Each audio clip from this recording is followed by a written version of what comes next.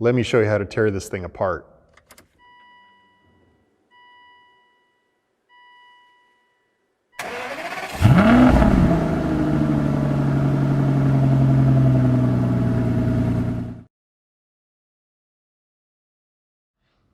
In this episode of Aston1936.com, I'm going to show you how to disassemble one of the mirrors on my 2005 Aston Martin DB9. Now this is what Ian McCallan called the boxing glove style mirror. And these were actually pirated from another type of car. But I have the very original style pirated mirror. Many people talk about that they're pirated from Volvos. This one, as you'll find out when I start flipping out the part numbers, is pirated from a late 1990s Jaguar XK8.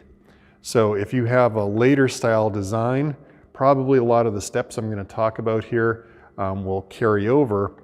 But this is the original, mine's a 2005. This is car 1936 out of the production run. This is the original style mirrors. So why would we want to? Well, this finish is just gone to crap. And so you can see in here, this is what the plastic looks like, and it actually looks like a nice matte, finish that's nice and black. And this single stage paint is all chalky and faded. So in a different video, I'm going to show you how to refinish this. But to start with though, you have to tear it apart. You might also want to be tearing it apart so you can repaint the mirror cap, or that you want to see how to get the glass out of the mirror so that you can change that, or you want to deal with something with the joint. Maybe it's sloppy. I'm going to do the whole thing and strip it right all the way down. Now, you've already seen me take the mirror off the car, and that'll be linked in a video up here. So here we are at the bench, and all the work we're going to do today is here at the bench. So the first step is probably the scariest, and we're going to disconnect the glass from the motor unit. So what I'm doing here is I'm pushing in to tip the glass out as far as I can. And the advice I have been given is to stick my fingers in as far under the glass as I can. And I want to get as kind of a big a platform as I can for applying pressure out. And then it's just literally pray that you don't break the glass. Try and make the pressure as even as possible. And it will release. So that is the scary bit. And so let's see if I can get in with a light here and we can see what's behind. And what we've been doing is we've been getting this piece of plastic to disconnect from this piece of plastic that it just clips over.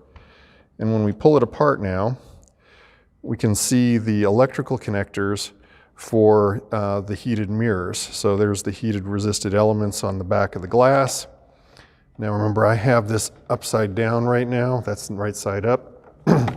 So just as a note for everyone who's wondering where the wires go, the red wire goes to the top of the mirror, the black wire goes to the bottom of the mirror assembly. I suspect it really doesn't make much difference because it's just a resistive heating circuit, but let's go ahead now and carefully wiggle these off, because you could just tear it off if you were too aggressive here.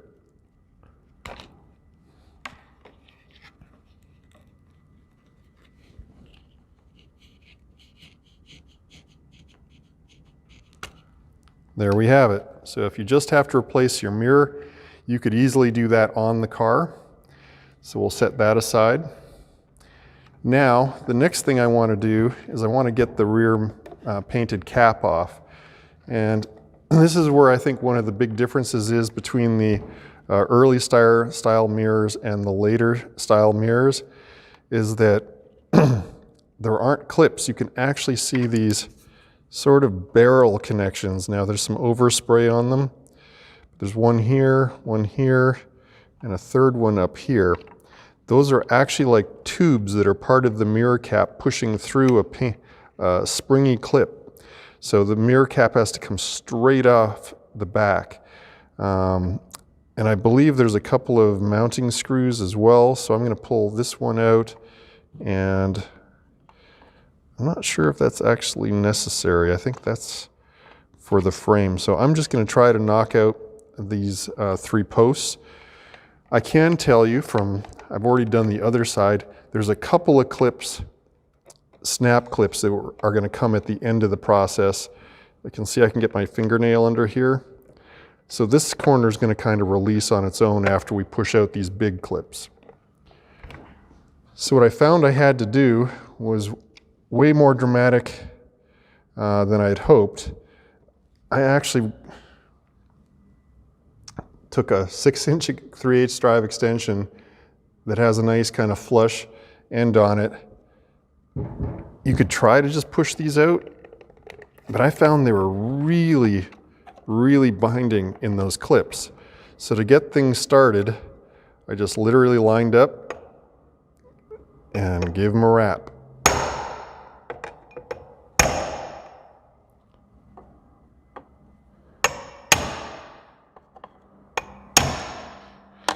And if you look at this top one, you can see it's now making, I'm getting separation now. So that's working. I'm going to take a crack at this one, and I can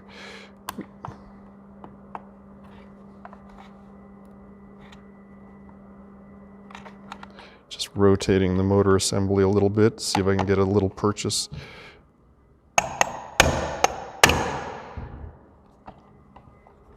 There we go.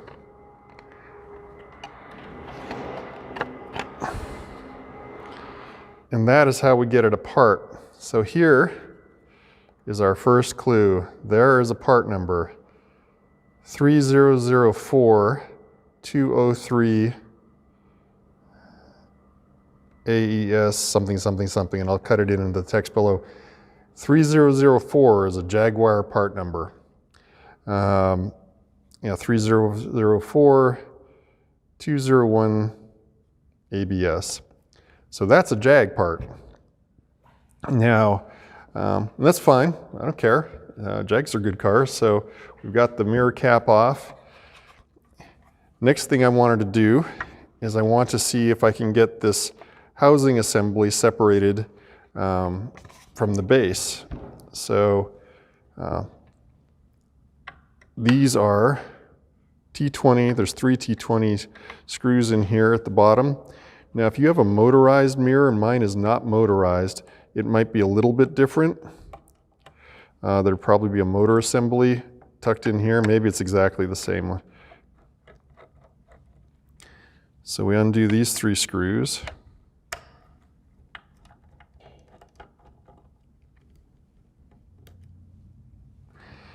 And now we've got the joint between these loosened up. So the next challenge is the wiring harness. And this guy is essentially, if you were really going to separate this, you would have to take this plug end off. And you can do it part way. And one of the tips, so if we look in the end here, you can see the hole it goes through pretty easily. It's not any sort of special thing, it's just a hole. And to make our life a little easier, I'm just going to apply a little bit of lubricant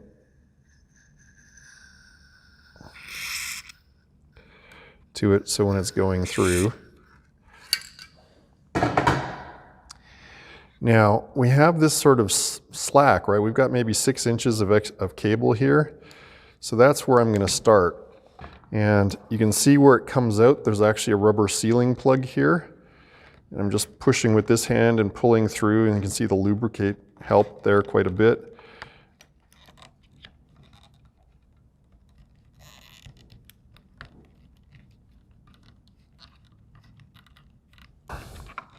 And once you've done that, you can separate this even a little bit more.